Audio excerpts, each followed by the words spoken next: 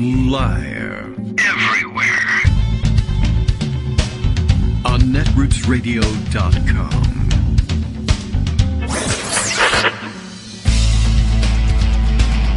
David Waldman. Kagro. In the morning. Now, here's David Waldman. Hey, good morning, everybody. How you doing? It is Thursday, September 21st, 2023. That's right. I say good morning, everybody, but I really want you to look out for the evening hours, specifically the night. Pay close attention to what happens tonight because you will be asked later. There's a quiz, apparently, whether or not you remember the 21st night of September. And I just don't want you to be caught unawares and unprepared. So pay attention, just not to this show, I guess, or listen to this show at night on podcast, and then that will heighten your senses and, of course, remind you at the time to take note of what's happening on the 21st night of September. I'm not sure exactly what it is. It has something to do with dancing, and I guess if that happens or it breaks out near you, take note, really, no matter what time it is, because we don't know what time zone the song was written in and what time it might be for you. Perhaps it's the morning of the 22nd of September if you're listening in Australia.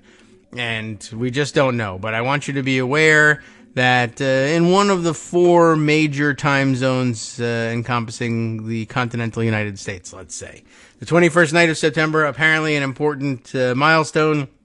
Pay attention. Lots of other things to pay attention to, of course. Many of them tipped off in, or tipped to us anyway, in Justice Putnam's morning routine, letting us know that everything is A-OK. Levels being 5 by 5 as they are. The internet, my corner of it anyway, is, and probably yours too, aflame with outrage. David Brooks has gotten himself in another food/middlebrow restaurant row of some sort. He's gone out into public and I guess paid his own tab for once after, I don't know, I assume he exists in some weird ethereal plane in the New York Times building and people just bring him food and services, but he has taken notice of certain things. And he would like all of you highbrow elitists to come down out of your ivory towers and understand what it's like for the common folk of the United States of America. He's very angry, has tweeted a picture of a meal he ate at the Newark Airport. Newark, what they call it now, Liberty Airport. I moved away since they started calling it, not because they started calling it Liberty Airport, but before I moved away, it was just, Newark Airport, just as National. And when I arrived here, National Airport was National Airport. Then later they decided it was Ronald Reagan National Airport. This is now Newark Liberty Airport, and that has nothing to do with it. Anyway, he ate a meal there, which, as many of you who have had the rare privilege, perhaps, to experience moving through an airport or taking mass transportation like that, and paying for a meal because you got there and you were hungry and you had to wait for your plane to show up. And maybe that's the problem. He's flying commercial for the first time ever. And he's very upset. Tweeted out a picture of his hamburger and French fries, crinkle cut French fries, I believe, which is, always an indication of that there's a problem on hand. Anyway, angry, I guess, that the meal cost him $78 and then commenting, of course, this is why Americans think the economy is terrible.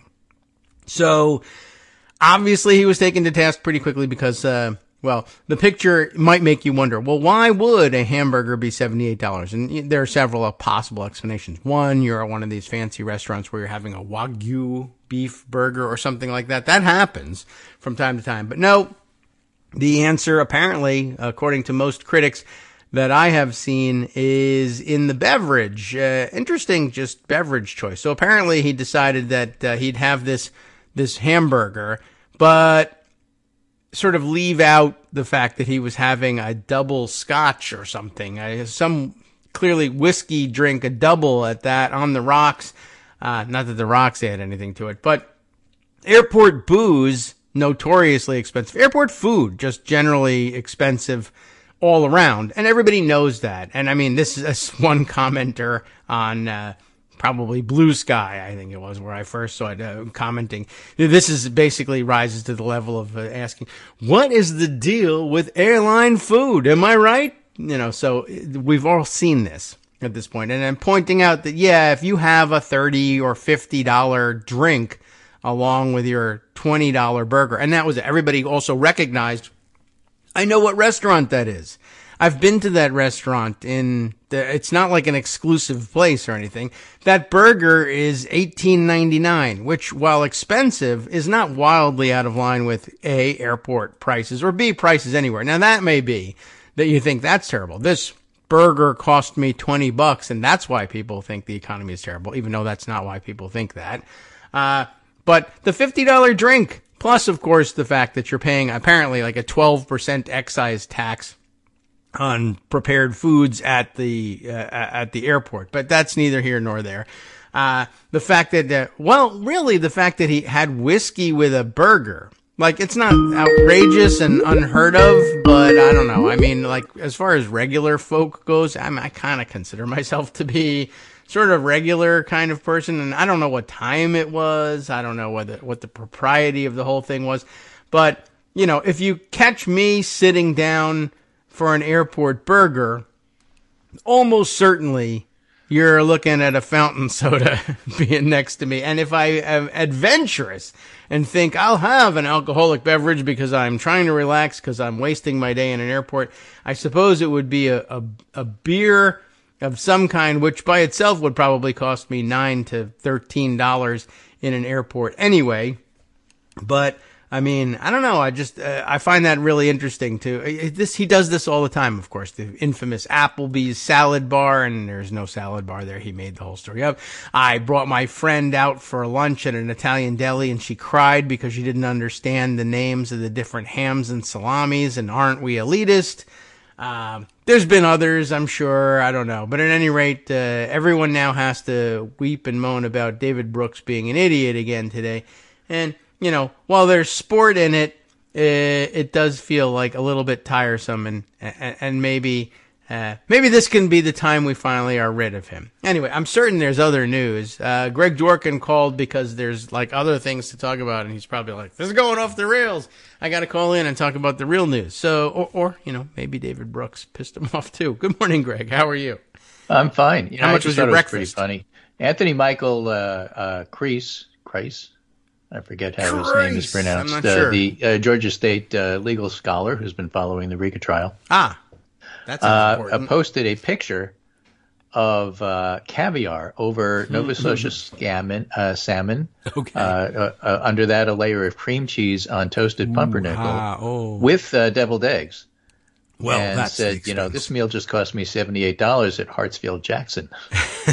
This is why Americans think the economy is terrible. I mean, it looks scrumptious. Yeah. Someone did float the idea that it might be Brooks trying to be funny, but I don't know. With the wine that he had with this, it's probably a $250 meal. I mean, seriously. Well, the real truth, of course, is that's why Americans think newspapers are bad. But okay. Poor David Brooks. Where's he going to get $70? Have to, appreciate the accoutrements. Yes, everybody was focusing on the fact that there was booze on the table, which is probably why the bill was so high, assuming he's not lying. There's always and that's a big assumption in the first place. But, it's like the old thing about the pizza spree, and the box is $14. Yeah, I don't know. You try taking sliced pizza home without the box. You'll pay the $14. Yeah, I don't know. I'm not certain what his gripe was, but I mean, to me, it was Brooks, mostly, basically, who cares? Yeah, I mean, to me, it was basically like, oh, David Brooks, tell us you've never traveled amongst, normal people, but without telling me I have an opinion on this. I think that David Brooks and Ross Douthat are not interesting. I think that David French is interesting. If you're going to read a conservative, read French. He has a lot more to say. Well, he certainly comments on things that mean things, and he'd be less. I don't love David French, but he'd be a lot less likely to be caught out saying, "I've just discovered that airport food is unreasonably priced." Yeah, I think so. All right. I mean, he knows, and he knows That's the point. All right. So Yeah. I got three more blocks hamburger. of things to talk about today. All right, all hamburger related. You can pick which one you want to talk about. But the way I had it ordered is in the A block, I had stuff about the legal things that have happened in the last 24, 48 hours. In the B block, Congress and the continuing resolution and Kevin McCarthy's weakness. And then in the C block, all sorts of stuff about elections. So I was thinking we'd do the A block and the B block before the break, and then election stuff after. All right. You say all those things. I hear hamburger. So hamburger, yeah. Yeah. We can do it in any order you like. Right. All right. Hamburger and caviar. First up, the medium rare. So let's do legal stuff. Legal, right. Okay. I'm not a legal person. I'm not a lawyer, so I always find this stuff interesting. Here is a piece from CNN. Ooh. Okay. Fani Willis outlines part of her trial strategy in Georgia election subversion case with a witness list. And prominent on the witness list, a witness for the state, pro-Donald Trump lawyer Lynn Wood. Oh. Now, we'd commented, it's interesting. He wasn't indicted. Right. Maybe he's too crazy, even for the legal system. Yeah, right. Like he might get off on non-compos mentis. Yeah. But no, he's a witness for the state. But he's denying he flipped. He says, I didn't flip. For some reason, I have no idea that they are subpoenaing me. So they want me to talk about, I don't know, Sidney Powell. I don't know why. I have no idea why I'm being asked to testify at the trial, Wood said. I have had no discussions with the DA's office since I testified before the special grand jury started several months ago. Willis's team also confirmed in the court filing that 4 of the Georgia fake electors are now witnesses for the prosecution. CNN previously reported that several fake electors struck cooperation deals with Willis's team. The new filing confirms which GOP electors are now witnesses for the state. They name names. You may never have heard of them. Yeah, because they were cooperating. We only heard about the villains. Vicky Concilio, Gloria Godwin, James Carroll, and Carolyn Fisher. They're all witnesses for the state. None of them have been charged. Another prosecution witness is C.J. Pearson, who was originally part of the pro-Trump slate of electors, got cold feet and sort of walked off. Oh. Huh. Okay. I mean, I don't know that person, but so that person was replaced by Burt Jones, who I think at the time, if I recall correctly, was like the comptroller for the Georgia Republican Party, but now is the lieutenant governor.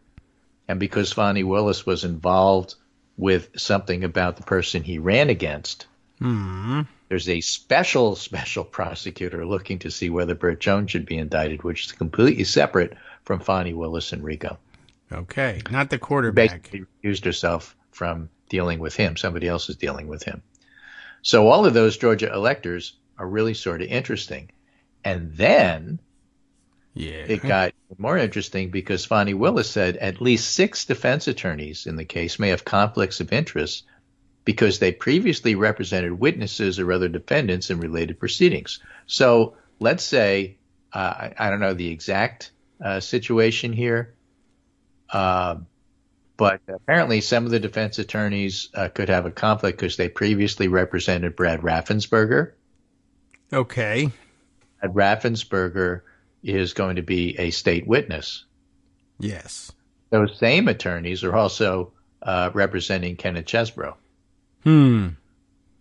So if Raffensperger is a witness for the state, then and had been previously represented by Chesbrough's lawyer, how does Chesbrough's lawyer interrogate and cross-examine Raffensperger in a fair manner to both people?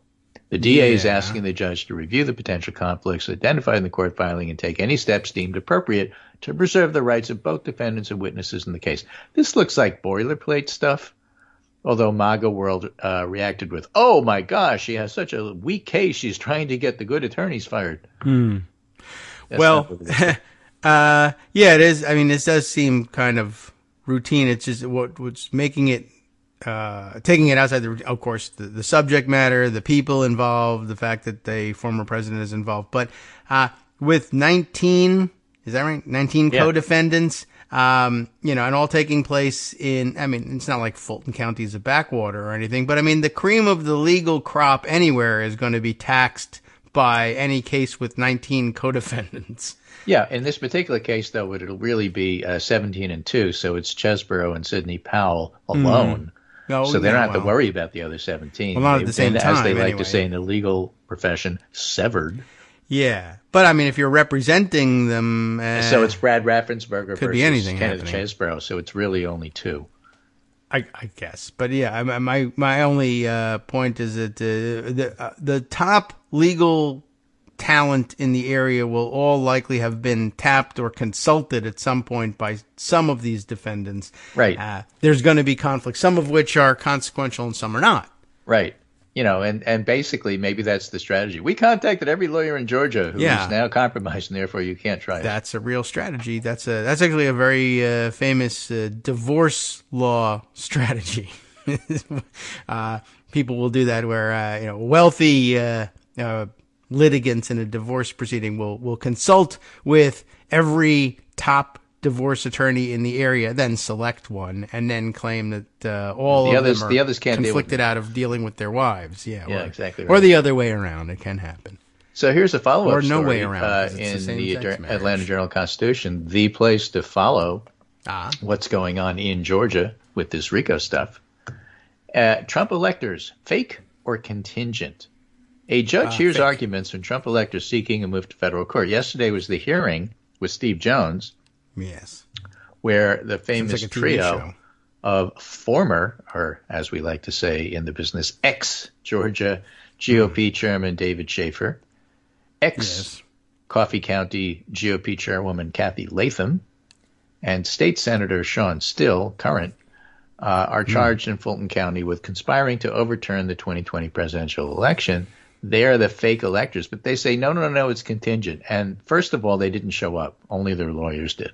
Bad sign to begin with. Secondly, what they were arguing is they did what they were supposed to do because even though the election was certified, they had a lawsuit. Because they had a lawsuit, it wasn't final. And because it wasn't final, everything they were doing was okay. And because everything they were doing was okay makes them contingent electors, not fake electors. And the DA's office said, that's a lot of bullshit. Basically, they were appointed by the party that lost. None of that counts. I mean, that's all we have to say about it.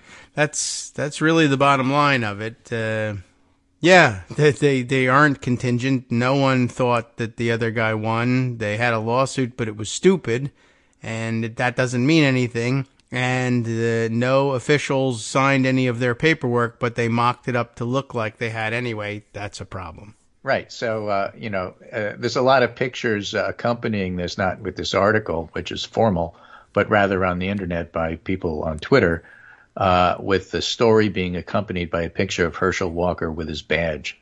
You get the idea. Federal wallet inspectors. Yeah, exactly. I have a badge here showing that something. Yeah, out of a Cracker Jack box. It's fake, and they love to point to the Hawaii story, but we've already debunked that 100 times. So within this AJC article, here's the key thing, which I think gives you an idea of where this is going. To have their cases transferred to federal court, the Republicans must show they were federal officers performing federal duties. They also must raise a plausible federal defense. So at one point in the hearing, Steve Jones, the judge, asked Holly Pearson, another lawyer representing Schaefer, why he should disregard 2 U.S. Supreme Court decisions that said electoral college electors aren't federal officers. Oh, that would be a problem. That would be a tell. Yeah. Was there an answer or just good question? Well, Pearson told Jones that High Court's references to the electors were dicta, meaning the passage was an opinion of a court but not binding. That Jones is such said, a thing. There's dicta, but then there's Supreme Court dicta. That's true. Also. I don't think that argument was going anywhere. Yeah. Right. Well, between that and, of course, their insistence up until this point that electors were state functionaries and that the state legislatures could decide how to appoint them and who they were going to be. And then, I need to get into federal court. I meant federal this whole time. Yeah, right. It's not going to. So this is funny to me as a non-lawyer because I'm reading this and saying, so the lawyers for the fake electors are arguing that even though everybody says they're really fake electors, we say they're not because none of your legal opinions that are precedent here are actually binding. They're simply opinions. Yeah. Supreme Court opinions. Until somebody says, well, in this case, it's my opinion and you lose. In which case, I guess it's binding for them. That's the judge. But again, put this in context with the Wisconsin impeachment hearings. All right. Where the Republicans are saying, well, this judge cannot possibly sit on any trial or any case that involves rigging the election, which we did, because she said previously what we're doing is rigging the election. Right. And so, Beautiful. It isn't a court of law. Pretzel logic. But, and of course, it's all meaningless terms to the general public. But, I suppose the Democratic Party could turn to the Republican Party who's trying to impeach the judge and saying, well, what she was saying was just dicta. It doesn't count. Look at right. Exactly. Right. You see what you're arguing over here. This is something you have to deal with when people with, childlike understanding of the law. Dicta. I got to use it 9 times in a sentence before 8 o'clock tonight. Yes. Of course, the great coach of the Chicago Bears, Mike Dicta, could tell you all about it. Yeah. Well, don't argue with him. He's tough. So here's a column in the Los Angeles Times, slightly different topic, but still legal, by Harry Littman. What Trump's assistant told investigators about classified records and why it's so damning. We were talking about this the other day. Molly Michael, the person who took the pictures of the boxes, to whom Trump said, you don't know anything about those boxes, even though she was cataloging the boxes. Right. I don't know what I'm taking a picture of. Prosecutors, he wrote, evaluate a witness from the vantage point of not just the substance of their testimony, but how persuasive they will be to a jury and how vulnerable they are to cross-examination. Because it's safe to assume that Trump won't take the stand and therefore can't challenge witnesses' accounts by testifying, cross-examination will be his team's main strategy for trying to create reasonable doubt in jurors' minds. All right. And every other witness in the case has at least some vulnerability to skillful cross-examination. Walt Nauta and Carlos de Oliveira, the property people who were, trying to obstruct, they could end up testifying for the government, but they'd be subject to accusations of fabricating or shading their accounts to get out of a legal jam. Yeah. Yuscil Taveras, the Mar-a-Lago IT director, otherwise known as Trump Employee 4, lied to investigators before getting a new lawyer. A capable cross-examiner can always draw blood from an admitted liar. Right. They have, the Trump attorneys, that is, have at least a potential opening against Evan Corcoran, that's a Trump lawyer, who told a federal grand jury he was waved off searching Trump's office while trying to comply with a subpoena.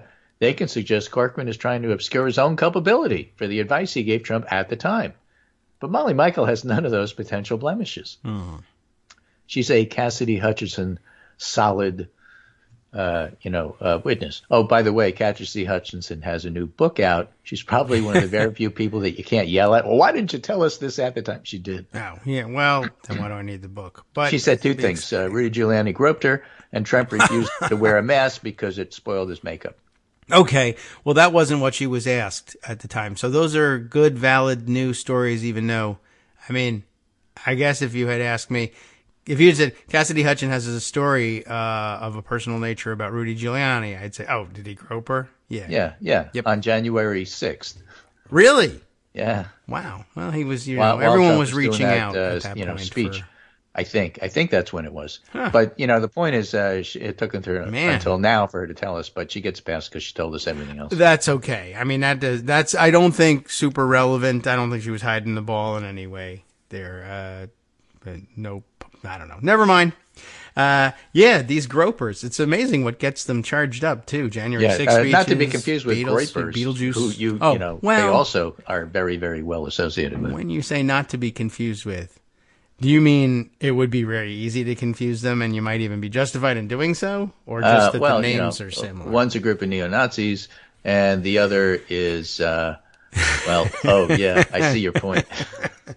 I'm having difficulty. Okay. I get that. Anyway, Hired as an assistant Right. at the White House in 2018 before joining him at Mar-a-Lago, she was reportedly uncomfortable with and unwilling to participate in his efforts to hide the records from law enforcement.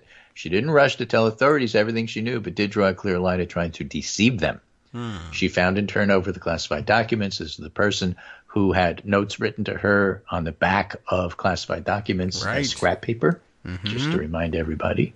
Get me a hamburger. And most damningly, when Trump learned the FBI agents wanted to talk to Michael, he told her, "You don't know anything about the boxes." Right. Prosecutors who prefer to make their case with unimpeachable witnesses, the mild-mannered mob accountant or honest low-level aide with no axe to grind. In the classified documents case, that's the role Molly Michael's going to play. Okay. So that's pretty good. More legal stuff. Former federal prosecutor who resigned from Trump Russia probe, that is to say working for Durham, says she left over concerns with Bill Barr. He was politicizing everything, and that's why she left. Oh. Well, okay. AP story.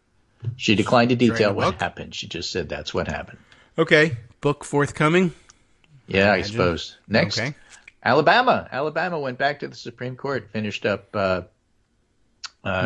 challenging the Supreme Court's ruling Dicta. that they were violating the Voting Rights Act, and they just went ahead and violated it and went back to the Supreme Court and said, do it again.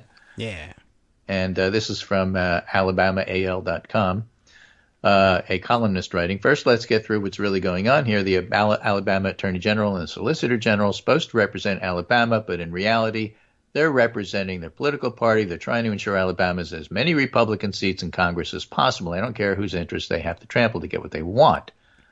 The Voting Rights Act stands in their way, and the federal courts have told them to knock it off, but they're doing it anyway." That's a good summation of it. Right? That's what they're and doing. as we get to the break, one last story here, just sort of interesting. This is in Rolling Stone. Trump privately frets he could be headed to prison. That's because he knows he's guilty. Yeah. Everything else is just garbage. And then, of course, Merrick Garland was interviewed by the Republicans on the Weaponization Committee, or the House Oversight Committee, and put Jim Jordan chair. And the New York Times got it right and said Garland rebuffs Republicans. They didn't do it as Republicans attack Garland. Hi, everybody. It's me, David. Let's change things up from the old fundraising pitch for just a minute and talk instead about how you can be a part of our show. If you've got a smartphone or any other electronic recording device, why not sit down and record a segment for us?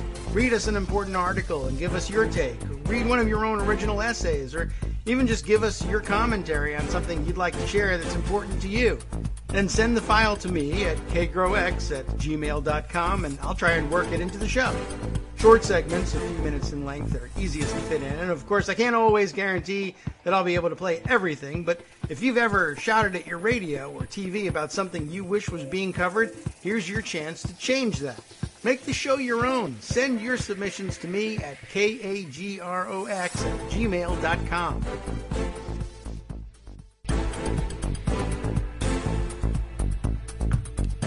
All right, welcome back now to the Kagro in the Morning Show here on Netroots Radio. I too am astonished at the rising price of crinkle-cut fries these days, but that's not what we're talking about anymore. Perhaps you shouldn't dip them in Johnny Walker Purple or whatever the most expensive brand is. Yeah. Who can keep up? They've changed the color of the labels to charge you more money, and it's working. Somebody, anyway. All right. Well, so we're just before the break, yes. I was saying something which I barely remember what Merrick it was. Garland. But the New York Times headline that I got on my, I won't say my desktop, it's on my tabletop. It's on the kitchen table. Oh. The Crinkle-cut paper. Yeah, get your hands black from print edition. Says Merrick Garland rebuffs Republican attempts to question him. So it wasn't handled as a Republicans get tough with Merrick Garland. No, it was Merrick Garland said, "You guys are ridiculous." Okay. That's good treatment there. The Times has been pretty good the last few days, better than the Post. All right. Well, they're on a tear. The they Post got to make still up plays for up to Republicans. But that's important because the next topic that we're going to cover is the ongoing CR business. Was Joan on the show yesterday? Yes. Did she talk about what's going on with the House? Yeah, to some extent. What's her opinion? Well, for one thing, what I thought you might find interesting was she's sort of I know she's not being a stickler about it, but she's kind of refusing to call it a CR, or at least pointing out that a continuing resolution, strictly speaking, is when you bring a resolution, with a pending government shutdown that just says, let's just continue. That's part of the name. Continue spending what we're spending from the previous or the currently existing budget into the new budgetary year for a certain period of time until we can figure out, what the hell's going on there and what do we want to spend and pass our new appropriations bills. But this weird bill that they're bringing forward that has the across the board spending cuts except for the parts of the board that we don't want to cut and it does too much tinkering and changing, and it's like, actually, you're just trying to change the budget without actually passing any new appropriations bills, and it's also not continuing the previous budget. You shouldn't be calling it a continuing resolution. It's actually a PR. It's a parallel resolution, which is really public relations. Okay, that's a good name for it. That's a good coinage for you. We'll keep that one in mind. Trademark. So, copyright. Yeah. Right, that's the real actual term. Okay, but people like to yell trademark for some reason because yelling copyright doesn't make a whole lot of sense. You taught me the difference, so I just thought I should point that out. Good job. I do listen sometimes. All right. Even when I'm talking, I still listen to you. What's going on here is going on as of here? Today, because last night the conference met, yelled at each other. Oh. Matt Gaetz said nothing's going to pass ever. Gaetz. And parts of the House Freedom Caucus said, wait a minute, you don't speak for all of us. So they came to an agreement. And the plan is going to be, they're going to do the rule for the defense appropriation today. Their second attempt, yeah. Then Friday, the defense appropriation. Friday? They know how to work? And then Saturday, they're going to do the CRPR. Cool, I guess, for them. And McCarthy doesn't know if any of it will pass, but that's his plan. The way he got there is he told the conservatives, not the conservatives, but the radicals, he told the radicals, you can have everything you want. Oh, therefore, that's he a good brokered way a of compromise. Doing it. That's fun. It is fun. I mean, so, watching the Playbook and Punch Bowl and the Washington Post and all the suck-ups to McCarthy. Jake's sermon of Punch Bowl, Armando calls McCarthy's spokesperson because he basically just writes whatever McCarthy tells him. Yeah, I guess so. It's unclear what's going on here, and I pointed out on Twitter the other day that look, every single time McCarthy gets another 15 minutes by caving isn't a brilliant maneuver on his part showing us how much he has command of the situation. He's lost control ever since he gave up the Speakers Committee. We all know it. Why don't you just say it? Besides, everybody knows, everybody, including McCarthy, including everybody in the Republican conference, that whatever they do is dead and they're going to get jammed by the Senate because the Senate's going to take whatever vehicle they have and rewrite it and send it over to the House. You have to have an existing vehicle of some sort because that way you could say, yeah, it originated in the House. We just rewrote everything that's on the page. Yeah. And then you send it back to the House and say, this is it. You got to take it or leave it. Otherwise, shut down. You get blamed. And you can wait 3 weeks and shut us down, but you're still taking it. That's what jamming means. And that's what's going to happen. So we don't know if the rule is going to pass today. We don't know if the appropriation is going to pass on Friday, and we don't know if the CRPR is going to pass on Saturday. What we do know is McCarthy bought himself about 16 hours by saying after he said, go ahead and try to get rid of me, he then said, but on the other hand, you can have everything you want. Yeah.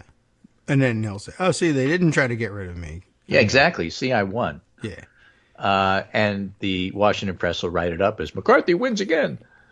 And, it's just all garbage. Could be. So that's what's going on. I just thought your listeners should know. All right, well. I don't know if Joan saw it differently, but that's how I see it. Yeah, no, Joan's an expert on this. That's why I keep asking you what you said. All right, well, yeah, we talked about a slightly different angle on it, I guess. But, yeah, I mean, generally speaking, that's there's very little other way of interpreting it. But she certainly doesn't think that McCarthy is in any control of the conference. That's pretty obvious to to most of us who are observing, unless you write for a newspaper. Now, remember, these two publications are very Republican slanted. So this is Playbook Today. Playbook, Not a breakthrough newspapers. or a mirage. And this is Punch Bowl, which printed this under a not so complimentary way to McCarthy. It said, boxed in under unrelenting pressure and unsure where to go, Kevin McCarthy did the only thing he could Wednesday to break an intractable House GOP logjam on government funding. He gave in. And I'm not even sure that actually it's pretty does straightforward. I don't undo know the how you could logjam. read that any other way. Yeah, no, that is what he did. The only surprise or bone to pick with it is it's not clear that by giving in he actually clears the logjam. He may just make it worse, but he did give in. In a hat tip to Joan, they sort of don't call it a CR and do call it a CR. They say, but let's be perfectly clear about a few dynamics. McCarthy and the House GOP leadership may not be able to pass a 30-day stopgap package. Okay. At the 1.47 trillion spending level. They may squeeze it, but McCarthy's leadership team isn't confident about that at all. Another wrench got thrown because Donald Trump said don't vote for it. Helping out. No, Trump was really helpful. He said don't vote for this until they stop prosecuting me. That's what he said. I sent you the actual text. It's at the very, very bottom. Well, he's very self-centered. What can I tell you? Yeah, I mean, that's exactly the conclusion one would get from this. Yeah. Is that he's, wow, boy, is he self-centered. What he wrote is a very important deadline is approaching at the end of the month. Republicans in Congress can and must defund all aspects of crooked Joe Biden's weaponized government that refuses to close the border and treats half the country as enemies of the state. This is also the last chance to defund those political prosecutors against me. They failed on the debt limit, but they must not fail now. He also said, and other patriots, use the power of the purse and defend the country. So basically, defund the Justice Department before they put me in jail, which I'm very worried about because that was a separate article from Rolling Stone that he's worried about going to jail. Yeah. So anyway, McCarthy doesn't know if he could pass this stopgap CR, which they referred to as a CR later on in the article. Number two, if the House does pass it, the Senate's not going to do it. Number three, if McCarthy can't pass the CR, what's he going to do? In the GOP leadership's mind, it'll free McCarthy to work with Democrats. But, of course, we know where that goes.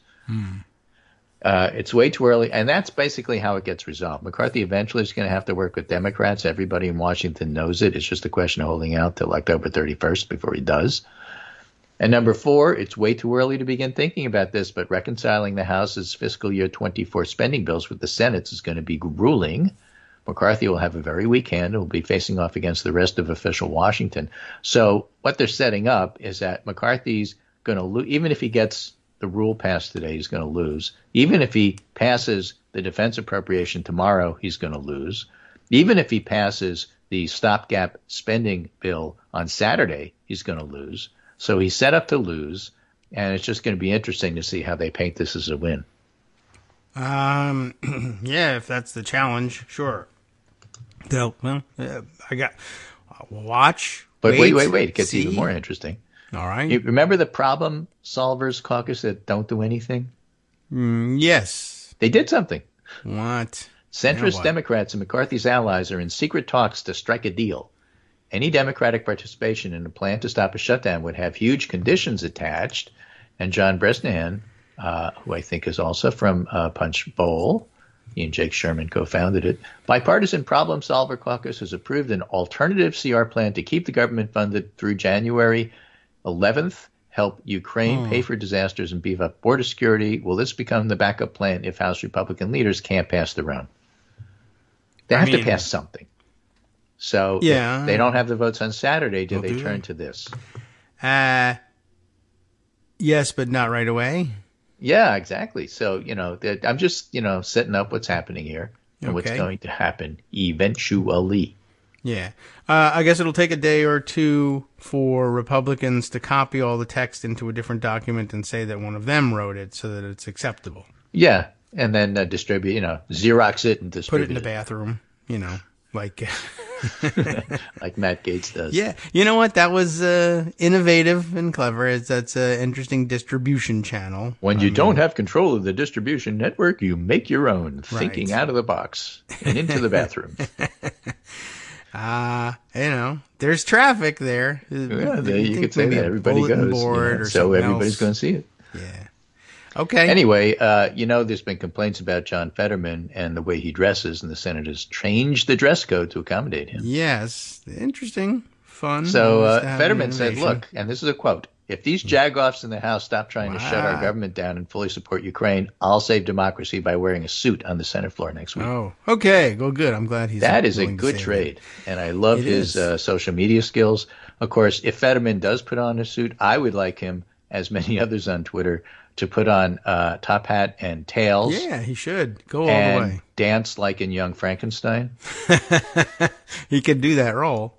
Yeah, he could. That's true. He's a big guy. I think it would be great. Yeah, I think so. Maybe a little. I think that's a fair trade-off to getting things fixed. He'd be more than happy to do it. Absolutely. Too. And I think he should have fun with it. Maybe a little homage to My Cousin Vinny, where that maroon tails get up that he wore in court. Yeah, sure, go for it. If you're going to have to wear a suit, then rent it from a tux place and bring the most outrageous crazy things you can find and wear them on the Housewife. They're suits. I'm wearing them, and might as well make fun of the whole thing, right?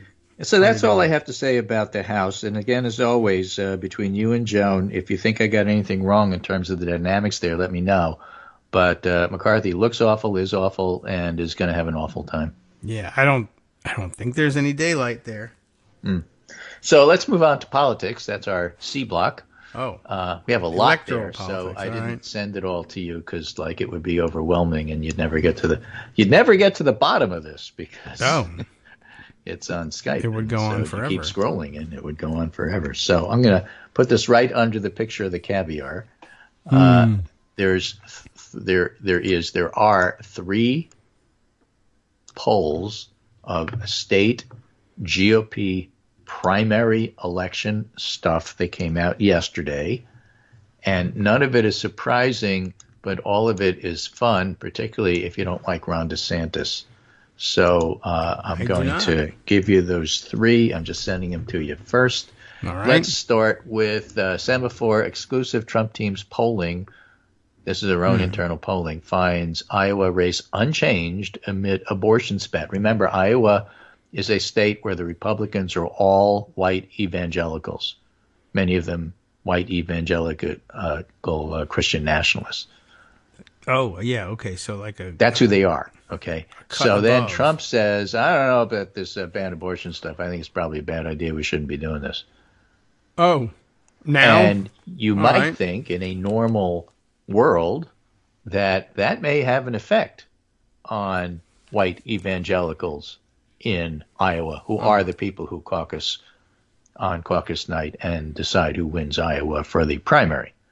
And DeSantis's people are saying exactly that, and Trump's people are saying, you idiots, none of this matters.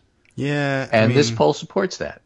The latest internal polling from MAGA Incorporated, which is the name of the polling outfit that does this, Tony Fabrizio. MAGA Incorporated? Wow. Finds Make it Trump obvious. holding steady with 45% support. DeSantis is at 15%. And locked in a dogfight with Nikki Haley, who garners 13. The race is all but frozen since their last poll in August. Haley moved up 3 points, DeSantis down 3 points. I think Trump dropped 2 points. Now, DeSantis was at 45 when all this started. So DeSantis is done, and, it's just embarrassing. Also embarrassing, next, Fox Business poll, Trump maintains large lead in South Carolina primary race. We said a couple of weeks ago the primary was over. It's over. Haley sees an uptick. Support for DeSantis is down. The usual story that you're going to see everywhere. This is Fox Business poll. Donald Trump 46, Haley 18, Ron DeSantis 10, Tim Scott 9. So Haley wins the South Carolina race between Haley and Scott. Vivek Ramaswamy's at 5. So yeah, he made a lot of noise, but no. What about Chris Christie? He's not even on this. I don't even know. Okay. Well, that didn't last very long. 9 in 10 Trump backers say they strongly support him, 86%. It's really hard to see where this is going, other than DeSantis really should drop out, because if he keeps going, he's not going to be in a position to still be governor. I mean, he's going to sink and just be embarrassed. Next. All right. James Sorowecki posts this. This is, first choices among likely New Hampshire GOP primary voters under a new CNN New Hampshire primary poll conducted by the University of New Hampshire Survey Center. Donald Trump is at 39. Vivek Ramaswamy is at 13. Yeah, those Haley aren't at percentages. 12. Those Chris are actual Christie people. 11. Ron DeSantis 10. DeSantis is now in 5th place. Which is incredibly embarrassing. His own team said, you got to get your butt to New Hampshire. He hasn't been in New Hampshire in months. And that's because every time he goes there, he actually has to meet people. Yeah. And when he meets people, that doesn't work for him. Yeah. He has to reprogram every single time. It's too much for him. He glitches out. I mean, how often can he reboot? Yeah, that's true. It's dangerous if you don't shut him down properly. Buffering. All right. Eventually it gets to you. You have to use the shutdown routine. You can't just press the power button on this guy. Right. So that's the news from polling. Now, here's a really interesting piece by Ben Jacobs in TNR, the New Republic. Are never Trump Republicans actually just Democrats now? Wow. Some are ready, hardcore progressives and pollsters, politicians, and analysts from both parties say it may just be a matter of time before the rest switch parties too. Really? Yeah. Okay. A decade ago, he writes, Kristen Dadao Rodriguez, that's a great name, was a loyal Republican. Raised in Michigan, she voted automatically for Trump, for the GOP in each election. Even though she wasn't wild about them, she considered herself a fiscal conservative, social liberal, a McCain-Romney Republican in effect. But now she lives in suburban Atlanta. And she is a dedicated Democratic activist in suburban Atlanta. Oh. All right. Okay. And what this guy did is basically he went to the Atlanta suburbs and did some West Virginia diner stuff. Oh. Only he didn't talk to Trump people. He talked to never Trump people at diners. Kind of interesting. Yeah. So she's not exactly an outlier in American politics, although it may sometimes seem that way. After the 26th election, there was a vogue in media to understand how Donald Trump had possibly managed to win. Blue-collar diners from Allentown to Youngstown were swarmed with reporters determined to discern the secret of Donald Trump's appeal. And in hindsight, that phenomenon may be eclipsed by another one, Republicans deserting their party precisely because of Trump, forming a demographic now familiarly known as Never Trump Republicans or Trumpettes. That's what I call them, trumpets. Oh. Well, there Never is trumpets. trumpets, but okay. Whether it was his xenophobic remarks about immigrants, his crude personal behavior, his general disdain for the norms of American politics, many white college-educated voters, long a bedrock of the GOP, cast their ballot for Hillary or for a third-party candidate to avoid supporting Trump, and the shock of his election kept this initially from being a broad focus. But in special election after special election in the coming year, culminating in the 2018 midterms, it was clear there was a lasting revulsion from these Republicans toward the Trump-era GOP, reinforced in 2020 when these voters appear to have turned even more heavily against Trump, helping Joe Biden run the table in the most competitive swing states. And although the tranche of voters isn't huge, they may be decisive. In 2020, 16% of self-identified moderate or liberal Republicans voted for Biden, according to an analysis by Pew, twice the share that did so in 2016.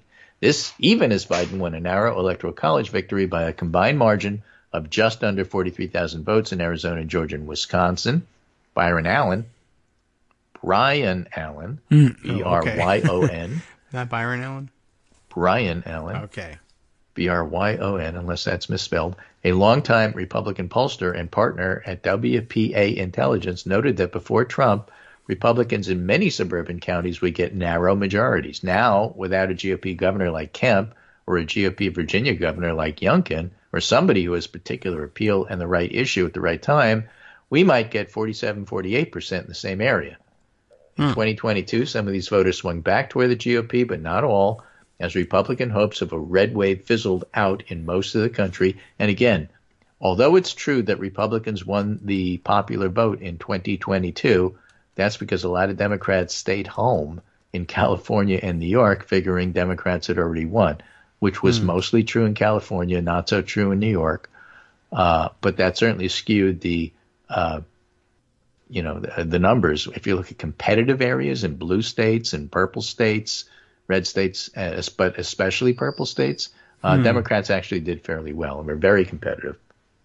So that's what they're talking about here. Even if Trump falls short, the top two candidates beneath him in national polls, DeSantis and Ramaswamy, have actively tried to claim his mantle within the party.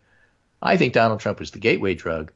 Zach McCrary, veteran Democratic pollster, told the New York Republic, and a never Trump Republican in 2016, 2 or 3 cycles later, turns into a pretty conventional Democrat up and down the ballot. Now, that may be somewhat wishful thinking because ancestral loyalty can be hard to shake. But while that civil war in the GOP rages, a faction of erstwhile Republicans has opted out of the fight and simply decided to back Democrats. With many of these well-educated suburbanites poised to vote for Joe Biden again in 2024, the question isn't just whether they'll swing what's likely to be another tight election, but whether they're part of the Democratic coalition moving forward. Conversations with pollsters and operatives in both parties suggest that after a third straight election in which Trump is the leader of the GOP, Republicans may find they've alienated these voters forever, or as we say in Brooklyn, forever, while creating plenty of new Democrats along the way, which is a lovely thought. Okay, yeah, I mean, it would be nice if that's the outcome. There'll be growing pains, interestingly enough. Another one of those big tent deals. Sure, but Look at Bill Kristol. True. Never Trumper who votes for Democrats, but why doesn't the Democratic Party run somebody other than Joe Biden for president? In fact, why don't they run Republicans? That's the kind of growing pains we're going to have to deal with, but that's okay. Okay, right. In the meantime, we're not running those people, and so are you going to vote? Yes? Okay. Well, you know what to do. All right. Now, how did we get Byron Allen back into this story? Because is there any way we can reinsert him? It's not him? Bryon Allen. Okay. Byron Allen. Bryon. Bryon Allen. Byron Allen. I haven't heard anything about Byron Allen since Real People, when he was hosting that back in the late 70s. But as it turns out, by the way, enormously successful in business since then. I just looked it up to make sure. Do I remember the guy correctly? Byron Allen apparently making a multi-billion-dollar bid to buy the ABC network, like the whole thing. Very cool. So how do you like that? Cobb County. Romney won 55.5% of the vote in 2012. Biden won with 56% in 2020. With the Democratic presidential vote total jumping by nearly 90,000, while the Republican vote fell by 6,000. Similar happened in Gwinnett County, another suburban Atlanta county. Okay.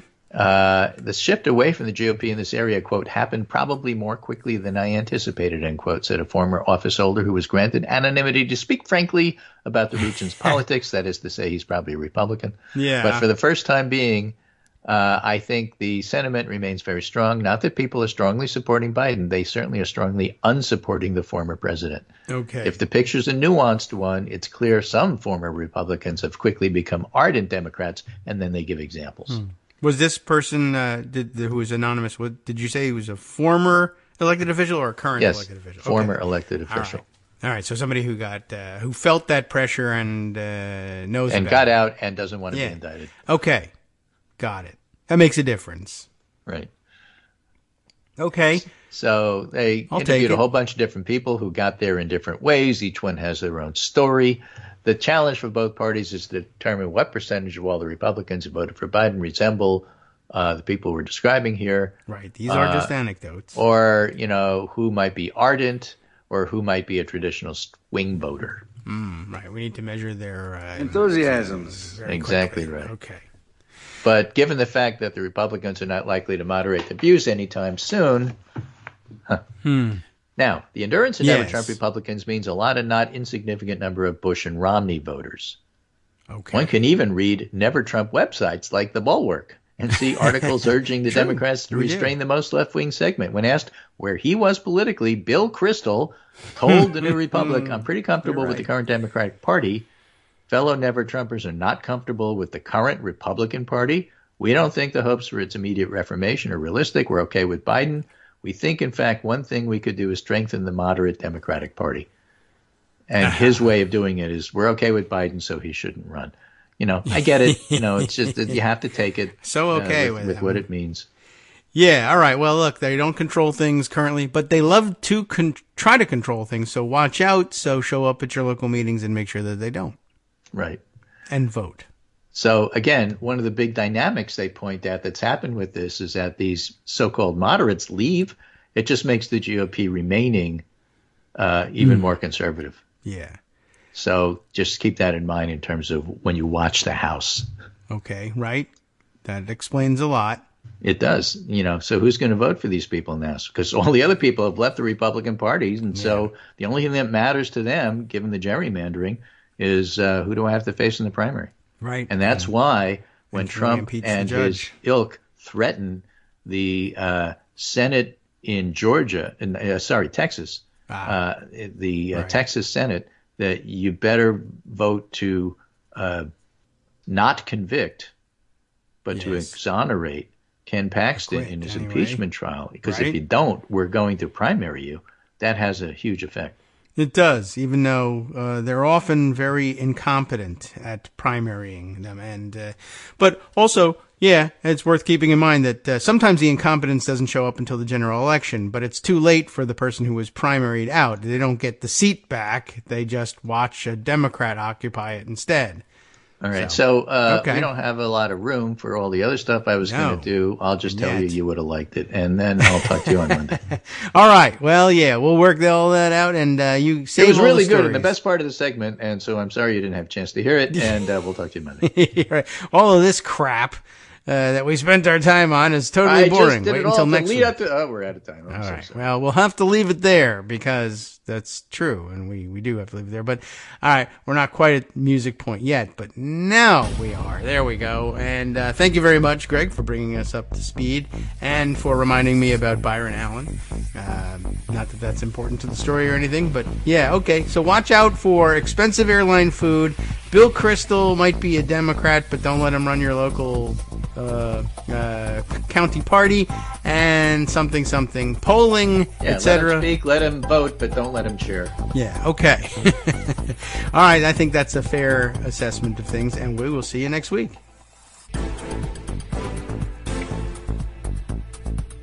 All right, welcome back now to the Kagro in the Morning Show here on Netroots Radio. Hey, how about Byron Allen? Why don't we spend the next hour on Byron Allen? Does anybody remember Byron Allen? I don't know what he's been. I really don't know much about what he's been up to since I had heard of Byron Allen. But honestly, my last recollection of his being prominent in American anything, I guess, was literally back when he hosted that, co-hosted that show. There were like 4 or 5 co-hosts of the show, Real People on, I had to look it up to see what network it was on, NBC.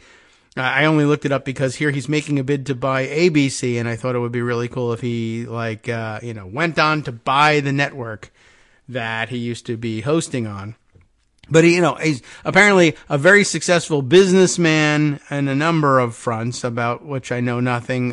He was always a stand-up comedian, I think, and I don't know how you parlay that career into the kind of business career where you can make a $10 billion bid to buy ABC.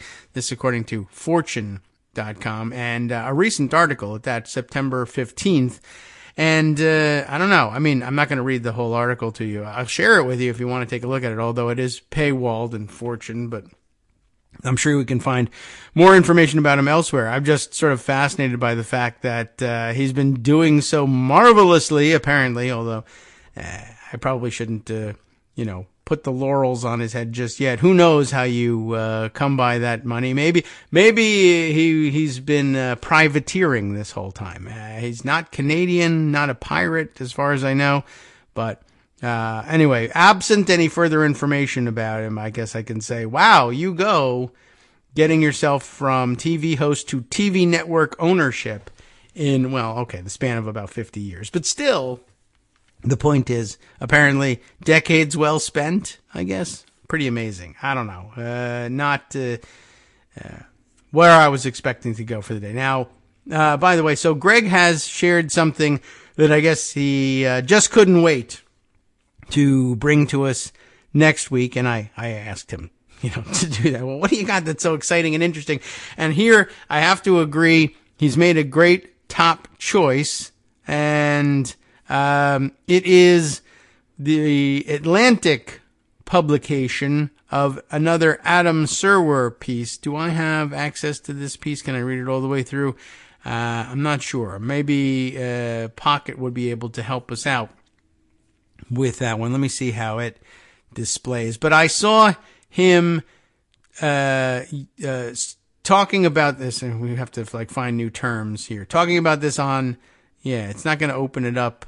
Oh no, it will. Okay, great. That's good, because it's always good to be able to read what he has to say. But I saw him talking about the piece yesterday on social media, and as is often the case, I mean, he makes he makes very persuasive arguments expansively. Even better, he makes just as persuasive an argument inside the space of a social media post. And let's see, I think if I poke around in the right way, I will be able to find my reposting, whatever we call it, on Blue Sky, his summation of this piece. And the piece is titled, "Trump is the Reason Women Can't Get Abortions." And that's very true. And the argument at length is laid out in the article, but the summation of it I thought was possibly even more powerful than the article. I can't tell you for sure because I haven't yet read the entirety of the article, but his summation is, look, Donald Trump, and this added not only was it a great summation of the article, but, or at least I think so, but also making a great secondary point in terms of media criticism. And his post reads, "Donald Trump is the person most responsible for overturning Roe," and I think we all understand why that is, "and unleashing the dystopian surveillance state emerging around abortion," which we've heard about in the periphery of these stories. We haven't discussed it a great deal, but of course, all the states where conservatives reign, they are not only restricting access to abortion and making it virtually impossible to get inside that state, but also threatening, anyway, to criminalize anybody's attempt to receive abortion care outside of the state, or ordering medication, through the mail, etc. But also anything you're doing, traveling, and that they're, subpoenaing cell phone companies to see if your phone pinged off of any towers out of state, at which point they could accuse you of going there to get an abortion versus maybe just visiting that state or something like that. Anyway, so Trump is the person most responsible for overturning Roe and unleashing the dystopian surveillance state emerging around abortion. And, secondary point, it is an absurdity to watch political theater critics, which is basically what he's calling the punditry, reward him by calling him a moderate because he lies on television. Greg was telling us earlier, now he is adopting the position of, Republicans, including me, are being hurt at the polls by this extremist abortion stance, which we've been pursuing for 50 years. Let's go on television and lie and say, we're actually moderating. We think we should go the other direction. It's better for us in the short term, in the upcoming election, to pretend that we're actually moderates, and for the political punditry to say it's so crazy it just might work is, as Adam puts it, rewarding him by calling him a moderate because he's willing to come on and lie about his position when he goes on TV. Good point, 2 good points, maybe even 3 good points in that. Now, perhaps the more expansive recitation of those points. Trump is the reason women can't get abortions. Adam Serwer writes, "The former president wants you to believe he's a moderate on abortion. He isn't." That would be the subheader. And here's the body of the story. Justice Samuel Alito's opinion, not dicta, but opinion, striking down Roe v. Wade, triggered the emergence of an invasive system of surveillance and control targeting women as a class. A much larger and more expansive point drawn out of the results of the case than the facial reversal of Roe v. Wade, and just as consequential, I think. In Nebraska, for instance, I would add, a mother and daughter pleaded guilty to charges related to the daughter having an abortion after their Facebook messages about acquiring abortion pills were handed over to authorities. In Texas, where the law grants those who snitch on acquaintances, friends, or loved ones who end a pregnancy financial remuneration, legislators want to outlaw searching for information about the procedure, abortion, on the internet, and make traveling to get an abortion illegal, aiming to extend their command over people's lives into states that Republicans do not control. Remember when they used to say, if you don't like it, you can vote with your feet, except now they're going to claw you back into states that you left with your feet. So, aiming to extend their command over people's lives into states that Republicans do not control. Conservative judges have revived archaic federal laws seeking to ban the delivery of abortion medication all over the country. Every day, the conservative legal movement seeks to discover new ways to extend state domination over people's private lives in order to prevent women from deciding for themselves whether to have a child. Alito, despite drawing a roadmap for repealing the 20th century, is not the man primarily responsible for these laws or the other attempts to impose right-wing morality on Americans who do not share conservative principles or premises. The person most responsible for what might be the greatest assault on individual freedom since the mid-20th century is Donald Trump, who appointed fully 1/3 of the justices on the Supreme Court, hardcore right-wing ideologues who overturned Roe just as he promised they would.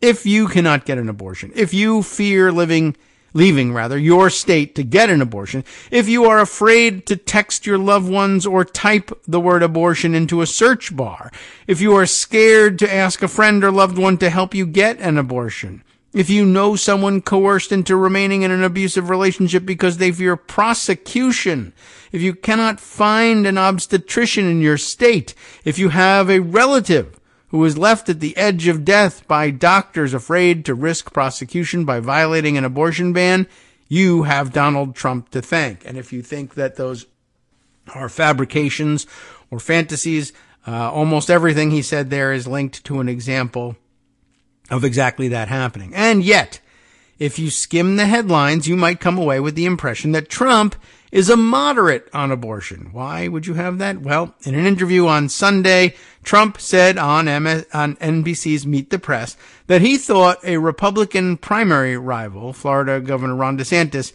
had made a, quote, terrible mistake by signing a law that bans abortion at 6 weeks before most women know they are pregnant.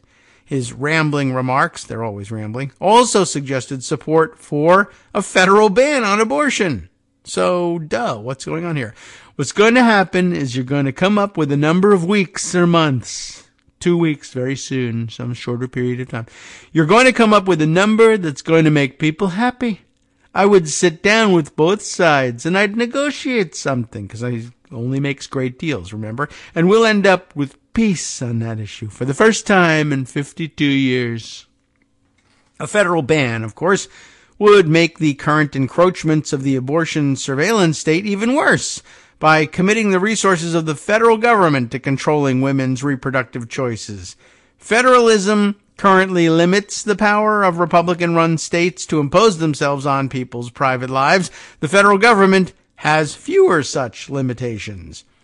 Trump's remarks provoked headlines that suggested, with caveats and debunkings coming only lower down, that he was somehow moderating on the issue of abortion. Some articles left out the crucial fact that DeSantis' 6-week ban was only possible because of Trump himself. The justices he chose reversed decades of legal precedents that had established standards, few restrictions before the third trimester, few exceptions after, that were roughly consistent with public opinion, more so than that have followed Roe's demise, anyway. During the 2022 midterms, Trump urged Republicans to, quote, talk differently about abortion. Not govern differently, but talk differently. And that's all he's doing here. If Trump now wants to give the impression that he opposes abortion bans, it's because he senses that in a world where such bans are no longer hypothetical, but a threat to fundamental civil liberties, This is a way to earn positive headlines. But he has an actual record to be judged on. This is not 2016, when the Trump administration was an abstraction and no one had any idea what he would do in office. Trump appointed the justices who overturned Roe. He appointed the right-wing apparatchiks to the federal bench who were rewriting the law out of whole cloth to conform to right-wing preferences. He made it possible for red state governors like DeSantis to ban abortion and then use that as an excuse to thrust the power of the state into the private lives of Americans and control what they say and do, and even where they move. This is Donald Trump's legacy. DeSantis shot back at Trump in desperation. I think all the pro-lifers should know he's preparing to sell you out. The anti-abortion movement has, for the most part, not reacted as if it believes it has been sold out. In the past, Trump has frequently departed rhetorically from conservative orthodoxy only to make policy exactly as movement conservatives would want. The anti-abortion movement understands that Trump says all kinds of things that he does not mean, such as declaring that he will raise taxes on the rich. He lowered them. And that he will replace the Affordable Care Act with something better. He sought only to repeal it, of course. Trump famously sounded notes of acceptance toward trans people during the 2016 campaign, earning positive headlines, and then attempted to purge them from the military as president. What Trump is saying at the moment is meaningless. What matters is what he has done, and he has done everything the movement wants. It has little reason to doubt he will again. That explains no movement, even after abortion comments in the Iowa primaries, right? In the early Trump years, right-wing evangelical leaders compared Trump to the Persian Emperor Cyrus, whom the Bible credits with freeing the Israelites from Babylonian captivity. As Catherine Stewart wrote in 2016, Cyrus is the model for a non-believer appointed by God as a vessel for the purposes of the faithful. I don't disagree with the theology, but anyone can see the results for themselves. All right. Once again, excellent article as usual. But even better, I liked the summation and the point that it made about, and I like the use of the terminology to describe political pundits as political theater critics. And I think that's the way he intended us to read that, rather than political theater critics. They're not critics of political theater. They're politically oriented theater critics. They review everything as theater critics might review it, rather than as people telling you about the stakes of the election coming up, as Jay Rosen frequently complains. All right. Let's see. There's an awful lot to get through. Let's see. Other suggestions that I have. Here's an interesting twist on the usual approaches to things. Let me see. I just realized I haven't been checking my social media inputs here. But let's see. Mighty OCD pointing out. Is this right? Is this where Byron Allen... Is it Byron Allen you're talking to? He says he already owns the Weather Channel. Is that the case? That's interesting. I wouldn't have. That's got to be a lucrative thing. But yeah, I don't. It's funny because I don't think of it as being part of as a television channel per se, because it's not entertainment. But I guess it is becoming entertainment. They have so much weird weather content that. Okay, well, interesting. That was a good investment, I guess. So anyway, like I said, I haven't been keeping up on my Byron Allen news, but that's part of what has made him so successful and now puts him in a position to make a bid on ABC, I guess. All right.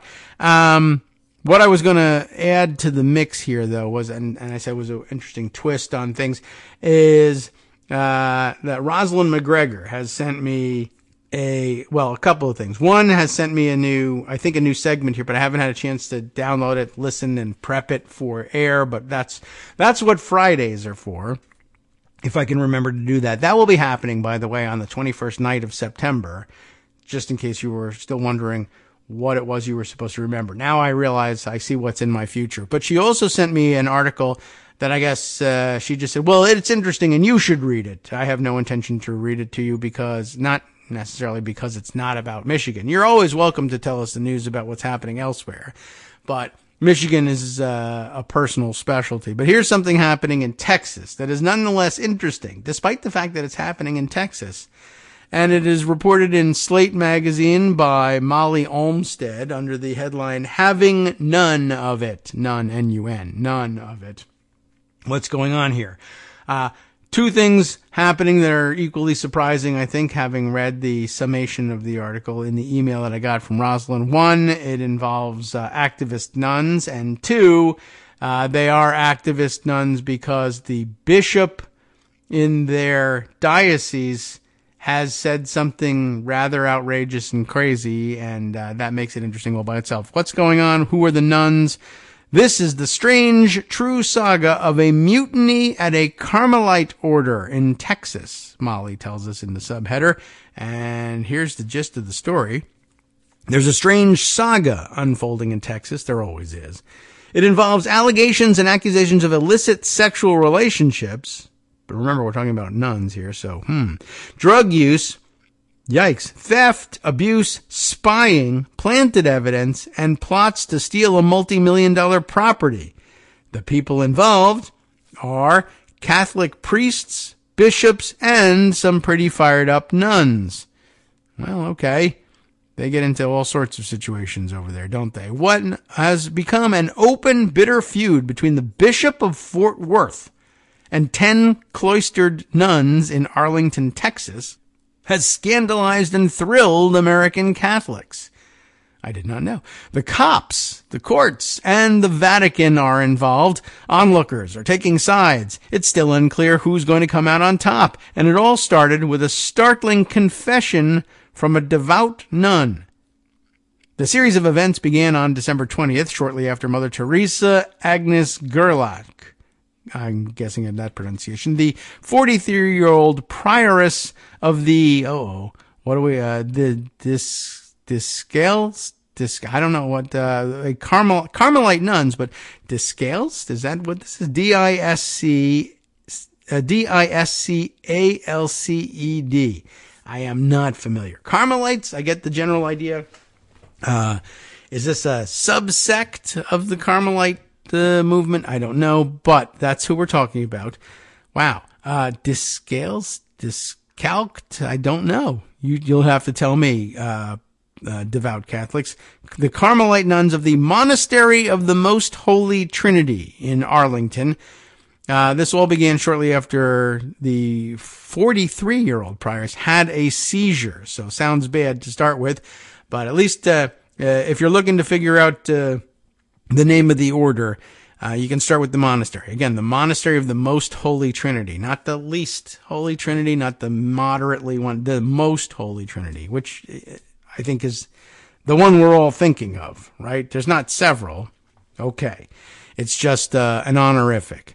Okay, so Gerlach, who had joined the order as a teenager, normally lives a life of quiet prayer and seclusion, but at some point during that month, while she was recovering from the seizure and was heavily medicated, she told a priest and her caregiver, another nun, that she had committed some kind of sexual sin with another priest.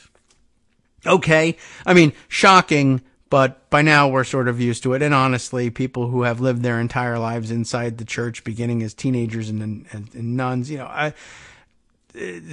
sometimes people break out, right, a little bit and say, I have no experience with the wider world or other matters which are of sometimes great concern to other human beings, sexual matters.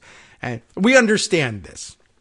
And, of course, Catholic doctrine, so far as I understand it, gives you room to make these confessions and seek forgiveness when you think you've been have gone astray, and it's a major tenet of the religion. Okay, not terribly surprising, but it develops into something else. The story probably could have died there, because it is, after all, not that uncommon, I guess. Unluckily, though, for Gerlach, that priest appears to have told his boss, the diocese bishop, Michael Olson. And when Olson got wind of the confession sometime in April 2023, he would kick off a strangely intense drama that spiraled to levels no one could have predicted, as opposed to, say, accepting the confession and helping her find absolution for it through prayer and just leaving it at that. Anyway, here's how things went. According to statements by the nuns, this year, on April 24th, Olson arrived suddenly at the monastery with others, including another priest and a male forensic technology expert.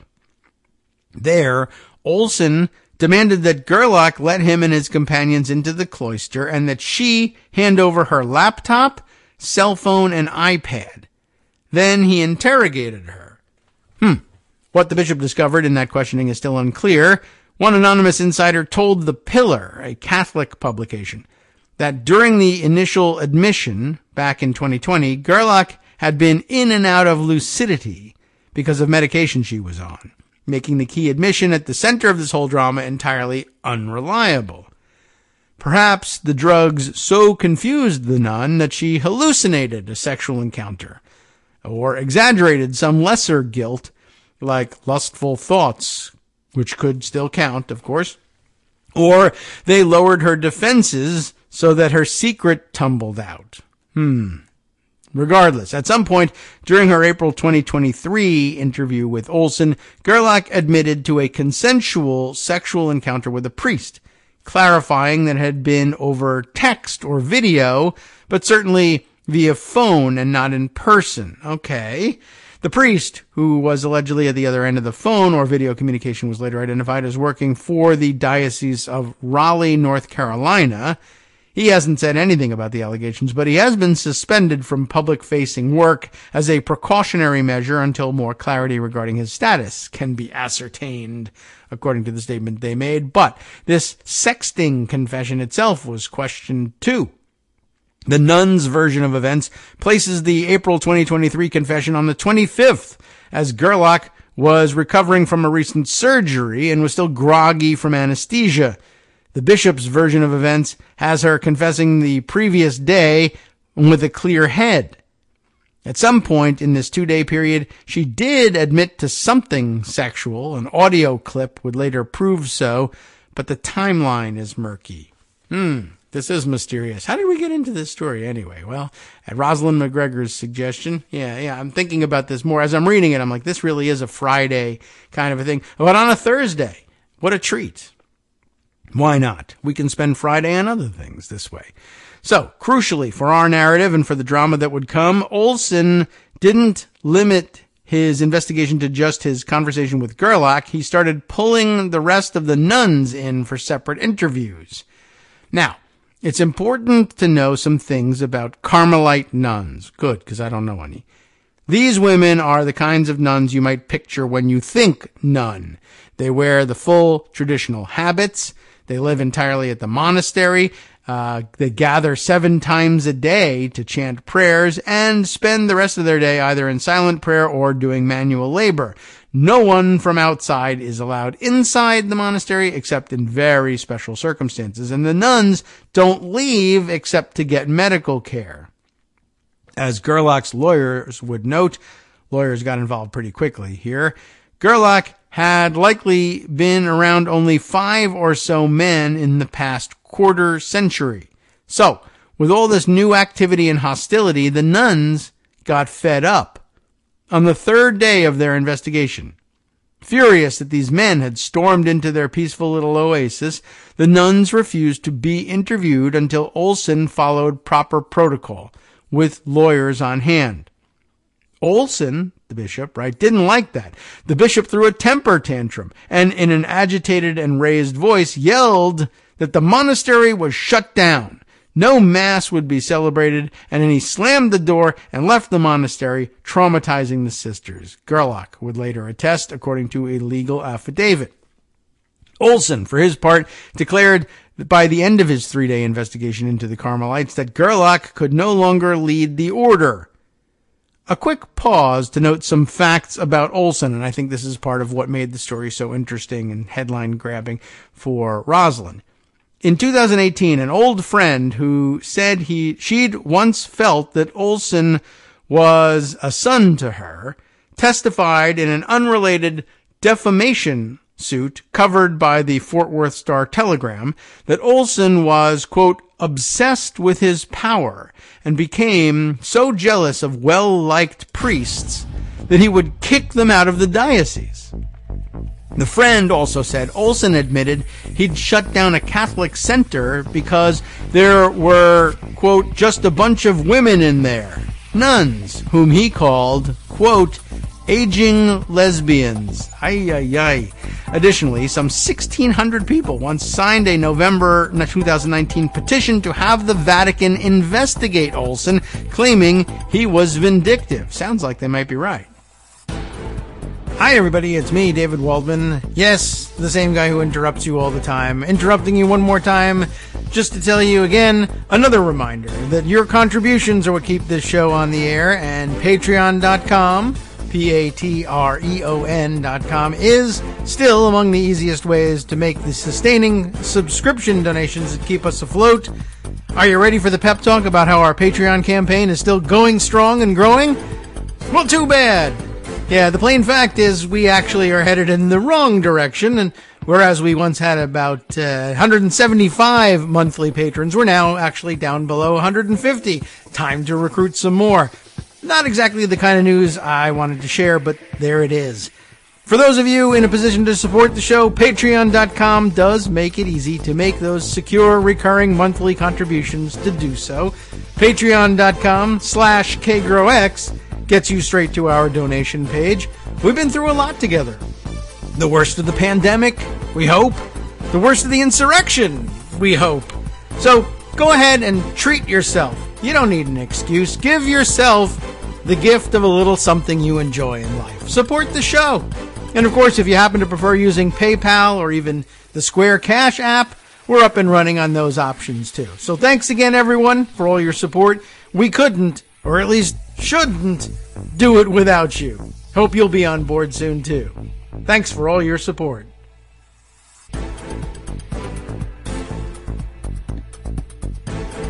All right, welcome back now to the Kagro in the Morning Show here on Netroots Radio. We continue with reading at Rosalind McGregor's suggestion this piece from Slate magazine, having none of it, and we're getting to the weird part. Well, the whole thing is a little bit weird, but we're getting to the part where we find out just how weird maybe the Bishop of Fort Worth, Texas actually is, and we're getting around now to the line that jumped out at Rosalind and that she suggested to me was the pivotal point of the piece and why it was so interesting in her email to me. It's lower down in this very paragraph that we've just begun. Remember, this is the quick pause to note some weird facts about Olson, the Bishop of Fort Worth. First, there was the old friend who said that he was obsessed with his power and often became so jealous of well-liked priests that he would kick them out of the diocese, as opposed to saying, hey, we have some popular priests in my diocese. This is maybe the best diocese in Texas. But no room for anybody who might be more popular than him. That's weird. This friend also said that Olson admitted he'd shut down a Catholic center because, as he said, it was just a bunch of women in there, nuns, whom he called aging lesbians, and that 1,600 people had signed a petition against him, asking the Vatican investigate him, claiming he was a vindictive weirdo. That back in November of 2019. Now, according to the petition, he referred to parishioners as, quote, merely sheep and also, quote, nasty people. Yikes, what a forgiving guy. And then in 2022, Olson forced out the president of the local Catholic Charities because that president had organized a women's empowerment summit. Ooh, bad news, right? Something Olson thought was aligned with the principles of, ready for this, diversity, equity, and inclusion. Yes, DEI, diversity, equity, and inclusion. That terrible thing now, he's an early adopter in this, by the way, 2022, because now in 2023, of course, that's like a substitute for CRT and one of the things that right-wing MAGA-type lunatics scream about as part of the woke agenda, etc. So it's kind of moved mainstream. But he was early in on this, and he thought that the principles of diversity, equity, and inclusion were, in his view, ready, quote, most truly hostile to the principles of the gospel of Jesus Christ. Wow, I'm not really super up to interpretations of the gospel of Jesus Christ necessarily, but it was always my impression that maybe those things, diversity, equity, inclusion, were at least compatible with the gospel of Jesus Christ, and that maybe some of the equity and inclusion at the minimum, if not necessarily explicitly diversity, although that has to do, they disguise the diversity issue by discussing them in terms of people who are strangers, perhaps. They don't bother describing what color they are because all the people around there were brown at the time, so there wasn't racial diversity per se that was the big issue, just strangers. They viewed it as, well, they're from outside, never mind what they look like. That wasn't the main interest at the time. Anyway, it does seem at odds with, Christianity at large, but, what do I know? Am I a bishop? No. So, that kind of personality may explain how an investigation into a nun, whom he thinks are all aging lesbians, of course, boiled over into open conflict. Now back to the story. Olson, angry that the nuns were not cooperating, sent the women a letter warning that they could be dismissed from their order. He demanded that Gerlach go on administrative leave, banned Gerlach's caretaker from having any direct communication with her. That's not going to work out health-wise. And banned the nuns from holding daily mass for the public. A big deal for, nuns. This was too much for the sisters. On May 3rd, they hit Olson with a $1 million lawsuit that claimed Olson had violated their privacy by taking their equipment and then monitoring their communications, or as they put it, spying on them. The lawsuit also claimed that Olson was controlling and that he told Gerlach where she can eat, where she can sit, banned her from her private bedroom despite her poor health and need for constant medical care, and cut her off from communicating with her caretaker. Plus, the nuns couldn't pay their bills without their confiscated electronics, they said. Olson's actions were, according to the lawsuit, pure evil. And I guess they could be forgiven for what the rest of us might think of as hyperbole. These are the terms in which they conduct their daily lives. So, on May 16th, Olson posted a statement on the homepage of the diocese website announcing that Gerlach had violated her vow of chastity. Wow. Suddenly, the matter wasn't private. The nuns added claims of defamation and theft to their lawsuit. As the nuns' lawyer, Matthew Bobo, that's really true, that's his actual name, and that harkens back to an earlier David Brooks controversy, doesn't it? But supposedly has nothing to do with this. Matthew Bobo, the lawyer for the nuns, as he saw things, this wasn't just a matter of heavy-handed discipline. Bobo told the Daily Mail, that Olson wanted the nuns' electronic devices for calculated reasons. The devices contained the order's donor list, which Olson could copy and use. And in more of a long-run ploy, Bobo speculated, Olson was trying to steal the nuns' property from under them by taking control of their accounting. He wouldn't be the only person to make this claim. This infuriated Olson, who sent another letter to the nuns telling them he would not reinstate their daily mass and confession because they were pushing a false narrative and inciting hatred. Bobo went on the counteroffensive, further publicizing the nuns' claims. He stuck to his points. Gerlach was innocent, and Olson was a schemer who had no right to step in, especially because the nuns answered directly to the Vatican, not to the local diocese. Is that right? I don't know. It's an interesting claim. Then Bobo went a step further. He got the cops involved. This is getting convoluted, isn't it? Sometime in late May or early June of this year, Bobo contacted the Arlington police to ask them to investigate whether Olson had illegally seized the nuns' electronics. This was possibly poor timing because on May 31st, the Vatican put out a strangely error-ridden decree giving Olson governing authority over the nuns. Huh. Okay, so they thought they reported directly to the Vatican.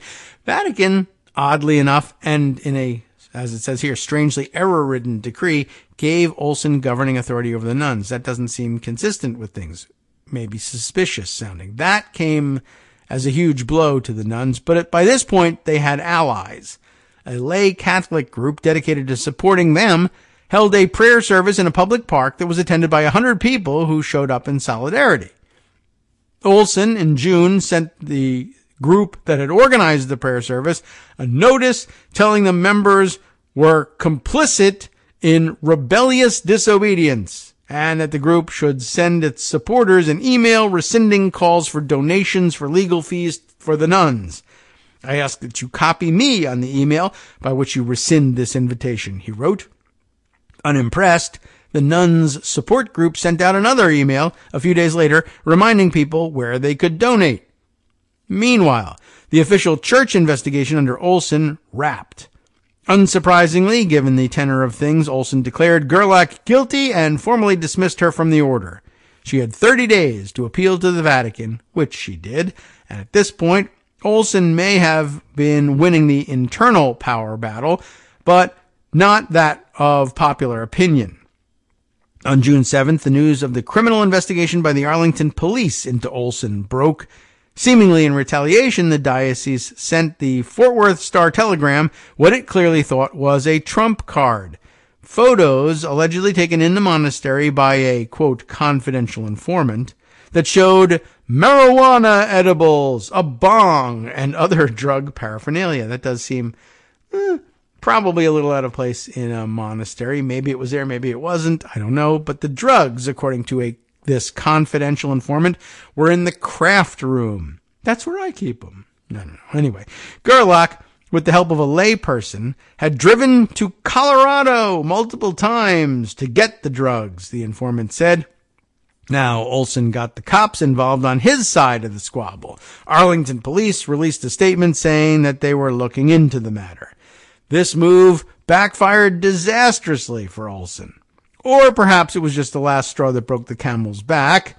Bobo, the nun's lawyer, as well as others, accused Olson of staging the photo and sending it to the press and cops in a revenge plot.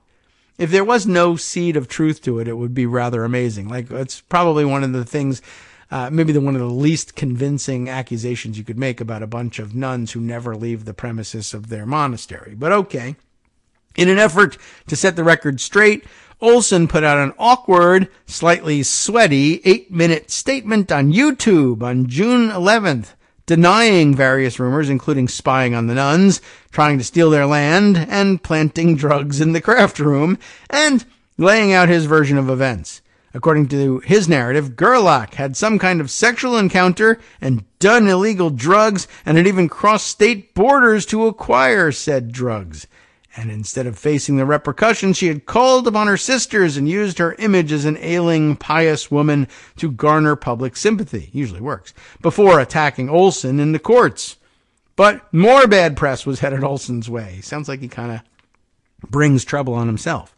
The next day, the Fort Worth Business Press ran an article quoting a philanthropist whose mother had donated land to the nuns. The philanthropist, Sheila Johnson, argued forcefully that Olson was going after the nuns' 72-acre property, which, according to the business press, is valued at $3.8 million, but could be worth much more if sold to developers. Aha. It's beginning to sound like a Scooby-Doo episode. This is nothing but a ploy to get rid of Mother Teresa and close the monastery, Johnson said. Mother Teresa, of course, meaning Gerlach, not the one we all think of when we think of Mother Teresa, but named after her, I'm sure. Johnson also told the paper she would get out there in front of the gates with a shotgun to protect the monastery. Yikes. She added, of course, it wouldn't be loaded, but I guess that's just her way of getting out of being accused of threatening law enforcement, because of course it would be loaded. Anyway, in late June, the nuns had their own setback when, in a hearing in court, the diocese's legal team played a recording, that included Gerlach's confession to twice committing some kind of sexual act over the phone or on video chat, puncturing the argument that some had made that she had not actually admitted to anything sexual. Although, I don't know, whatever. certainly not the worst thing I ever heard. During that hearing, the bishop also testified that 3 employees of the monastery had come to him with reports of marijuana use, and that the bookkeeper had found receipts for items from an Arlington smoke shop. He had also said the informants had detected the smell of marijuana, if they know what it is. Olson said she immediately reported the allegations to the police. Said he immediately. Okay.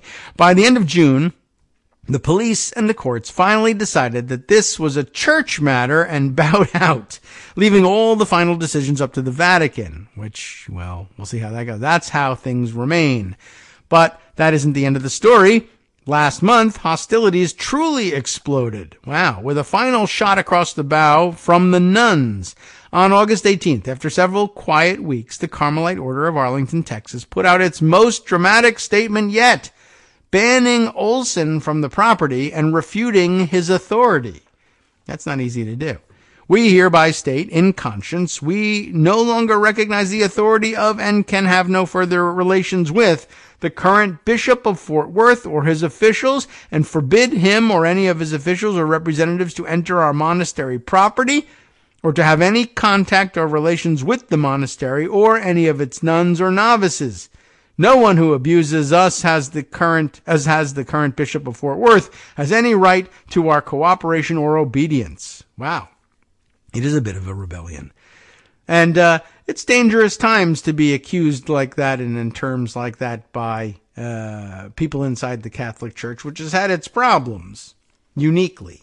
Not alone, but their problems, I think, are uniquely acute, anyway, we'll say. The nuns further accused Olson of intimidation, aggression, private and public humiliation, and spiritual manipulation in service of his ambitions. They had been abused, they wrote, at the hands of a man who, in the pursuit of his unspecified personal ends, does not fear to shout at nuns or humiliate them. A man who, they wrote, engaged in power plays. They expressed concern for their own spiritual and psychological safety and called for Olson to repent and apologize. Then, a strange twist. Oh, really? Then? The nuns promised to begin celebrating Mass according to the older forms of the Roman Rite.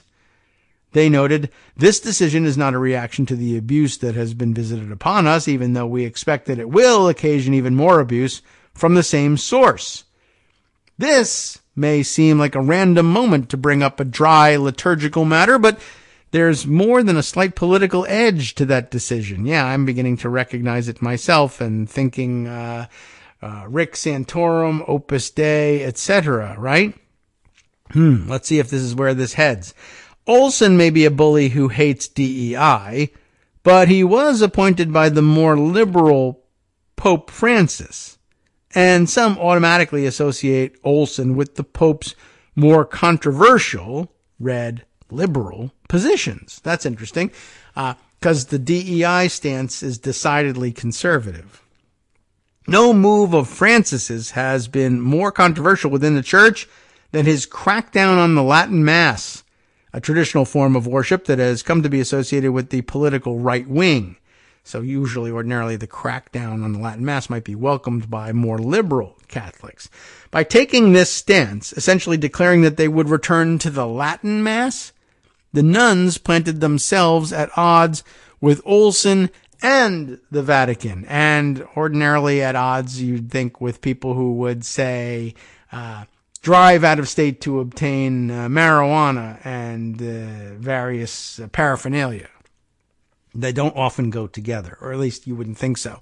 To make the politics even more explicit, later that same day, Archbishop Carlo Vigano, is that right? Vigano? I don't know how he pronounces it, but there's an accent mark, but a weird one that goes the other direction, unlike the one I'm used to seeing in Spanish. So anyway, the Archbishop put out a statement supporting the nuns. So one step up to the Archbishop, he's on the side of the nuns. Vigano is a right-wing conspiracy theorist, which is weird because I got the impression that Olson might be if he was so vehemently opposed to DEI. But actually, the Archbishop is a right-wing conspiracy theorist who once served as the Vatican's liaison to the U.S. Church and he has become so eager in his advancement of global anti-Francis conspiracy theories that he can reasonably be described as the church's equivalent of Q, as like of QAnon fame. Wow.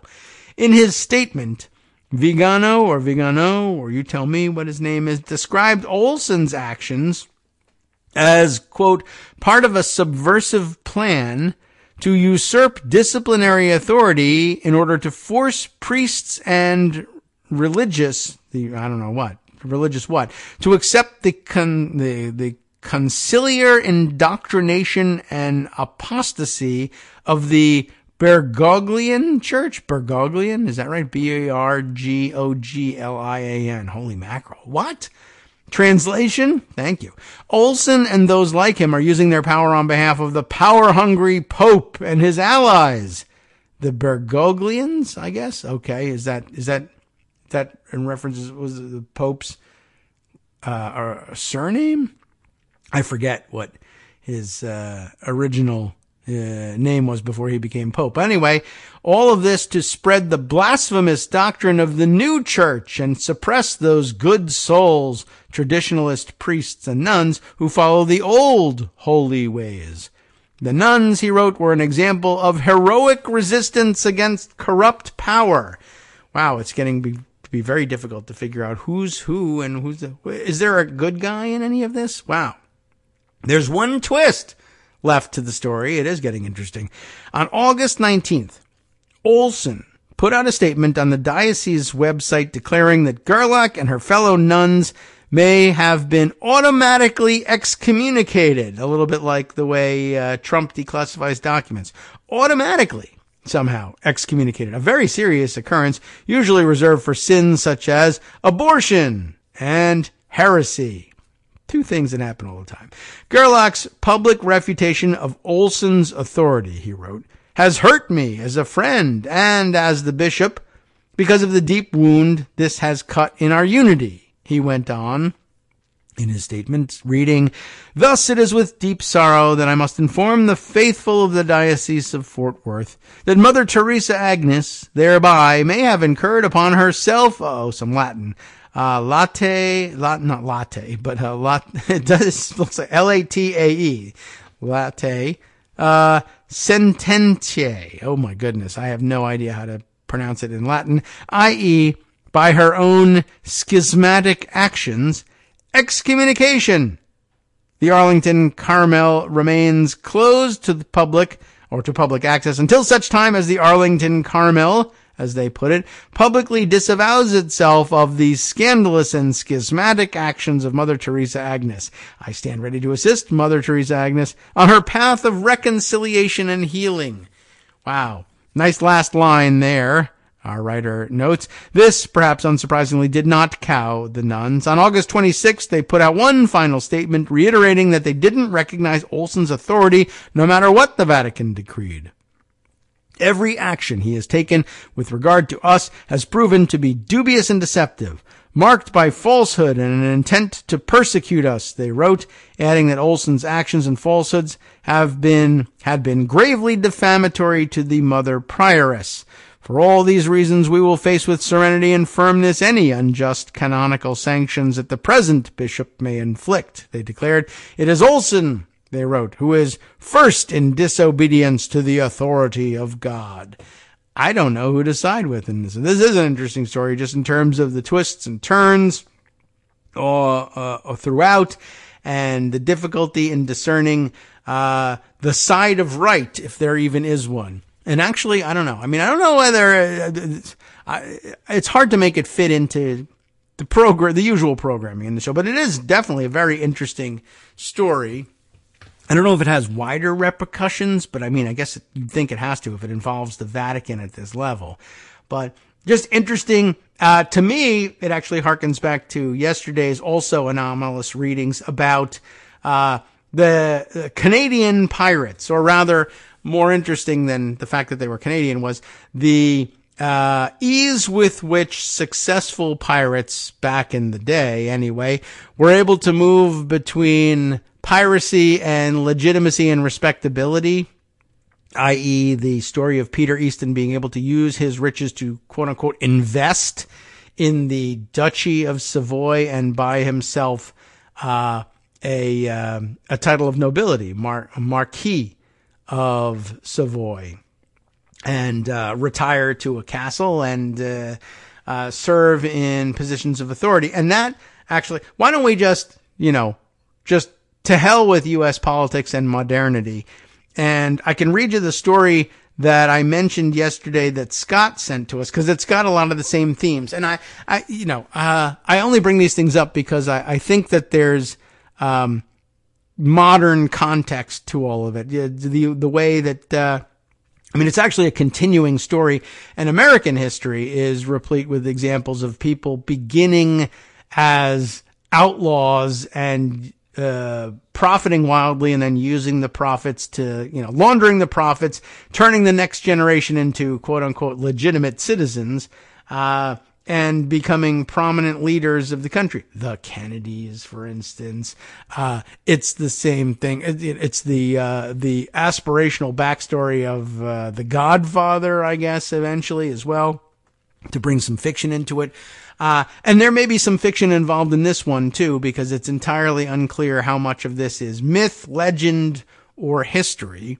But he shared with me, as I mentioned to you, the story of Canada's Pirate Queen, the story of Maria Lindsay Cobham, and importantly, her, I guess you would say, common law husband as well. And they have a remarkable story, and why don't we just spend a few minutes on that one?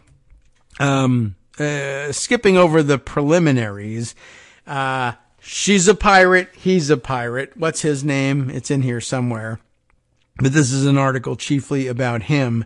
Eric is his name. Eric and Maria Lindsay Cobham. Eric Cobham, as I said, becomes sort of a common law husband to Maria Lindsay. And, well, they're not entirely sure whether it's fact or fiction, but let me read you a little bit about what went on here. During the golden age of piracy that extended from about 1650 to 1720, there were few women at sea. They were considered an omen of bad luck, for one thing, or at least a potential source of discord among the usually sex-starved all-male crews.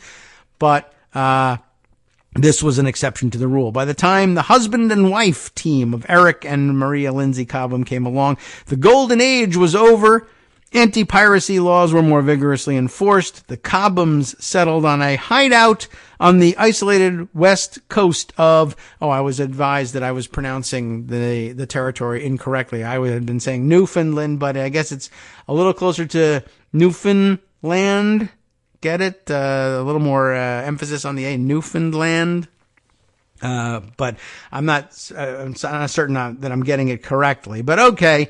And anyway, I'm doing my best. The point is rather that they, from that point in 1740, conducted raids into the Gulf of St. Lawrence, preying mostly on French ships. But really more to the point, they're pirates for, X number of years, 2 decades or so, amassing vast wealth.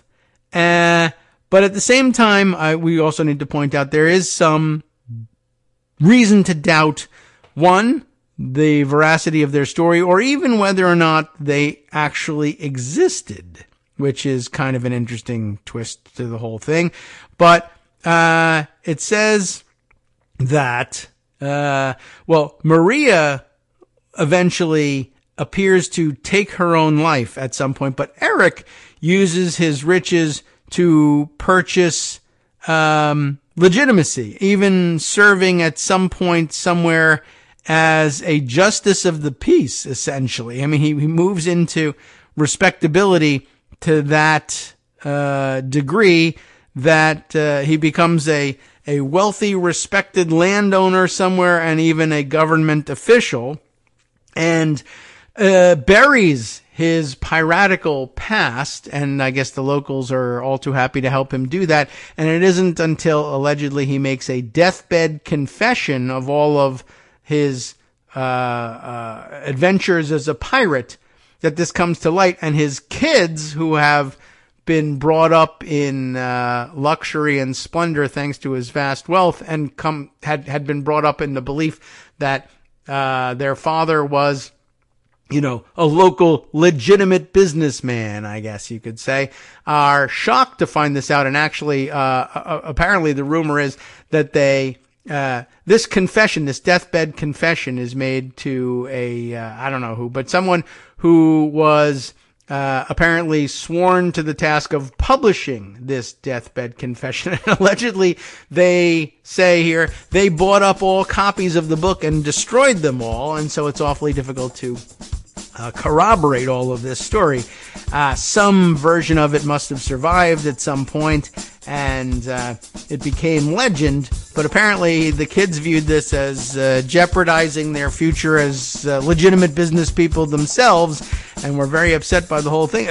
I found it really interesting as another example of people who are able to convert lives of crime into respectability, both in their own time and in history. And I guess I only bring that up as a warning to those who are fairly certain that history, why should we be prosecuting Donald Trump when history will judge Donald Trump? Well, I remind you that history apparently is replete of people with stories of people who were mass murderers over decades and stole in front of everybody massive amounts of wealth, but just washed themselves in the green or the gold of those days and became solid citizens in their time.